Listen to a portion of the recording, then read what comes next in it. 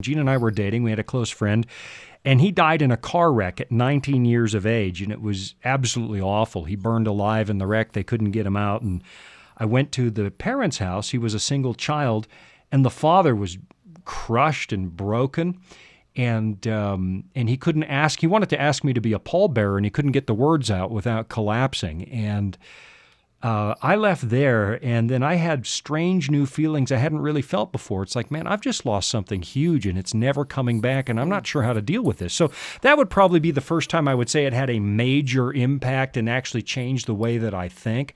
I guess I realized I'm not immortal. He's 19. He's dead. I'm 20, 21. I could be dead too. And because it was such an awful way to go, there was never a body to look at. You know how you often go and look at the body at the funeral? I never saw him dead.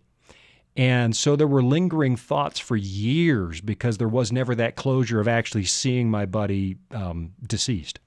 So that was probably the first time. You?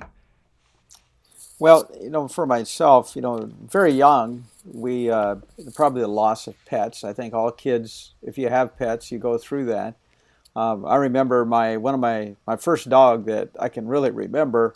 We lived on a highway. The dog gets out, and as you know, the cars aren't too friendly when the dog gets in the road. And no, sure. Anyway, I'm already laughing at your loss, Kurt. This is wrong. But and you lose a pet, and so and I think when it comes to death, I remember my sister had a close friend. In fact, she would visit at her house. And I was probably 8, 9 years old, and that schoolmate of my sister passed away. And so my mom, because we all knew her and because of the circumstance, Mom said that all of us were going to go to that funeral. And I can still remember my brother and I. We lived out in kind of a desert area, and we were standing out in this field across from the house. A lot of sand, sagebrush, and we were bemoaning the fact that we had to go to this funeral, and it was our first experience. And I can still remember, the people crying, as you mentioned, open casket, right? Everything was just related to it, and I know for a number of days, it made me really think. I was very sad.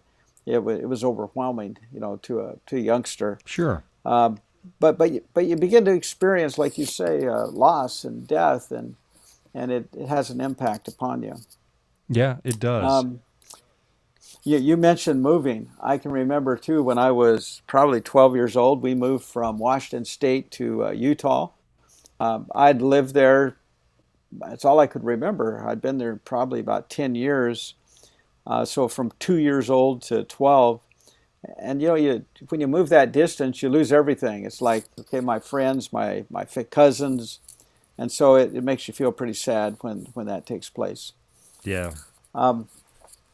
But our study guide today, as we've mentioned, it deals with grief. It deals with stress that comes with grief and with loss. Hey, let me let people know though, if they're just joining us, Kurt, you've mentioned the study guide. We're going through that series, Peace is an Inside Job. You can get a copy of it by going to voiceofprophecy.com, click on the store tab, look for Bible studies. Peace is an Inside Job, so that you can go through this material yourself. That's what we're referring to here on the air, and we're on number 5, Power to Cope with Grief. So go ahead and take us into it. Okay, Shawn. Well, our text today, our study, is found in 1 Kings chapter 17. I'm just going to review the intro that we find in the study guide and just give a few thoughts that we find here in the first few verses to set the stage. Okay. When we come to 1 Kings 17, Shawn, we find Ahab is the king of Israel. And as a king, he's rejected God. He's led his country into apostasy. His wife Jezebel's rebelled with him. She's so angry that she's decided time to murder the prophets of God. Wow. And one of these prophets was a man by the name of Elijah. And Elijah had become a very unpopular figure because he told Ahab, the king, that his punishment from God for rebellion and murder was that there would be no dew or rain in Israel for 3 years. It'd be this huge drought. And because of Elijah's message, his army were out looking for Elijah to kill him. But God protected him. He hid Elijah in a ravine east of the Jordan River. And you read in Scripture in 1 Kings chapter 17 And verse 4, that God speaks to Elijah, and he says, "And it will be that you shall drink from the brook." That was where he was sending him. "And I have commanded the ravens to feed you." So he, Elijah, went and did according to the word of the Lord. He went and stayed by the brook Cherith, which flows into the Jordan. And the ravens brought him bread and meat in the morning, bread and meat in the evening, and he drank from the brook. So when you read this, you see God, getting involved in Elijah's life to take care of him. And,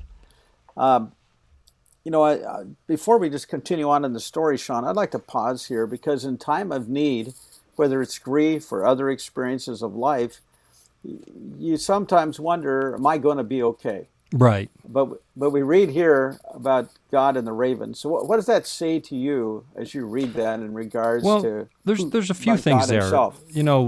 This world is awful because we've made it an awful place, and we're going to look at that a little bit today. But what I find interesting here is that Elijah's a prophet of God, but he also has to go through the hard times with everybody else. He's not living in an oasis. He's not living in a resort hotel waiting for this famine to pass, but at the same time, his basic needs are being handled. God is sufficient,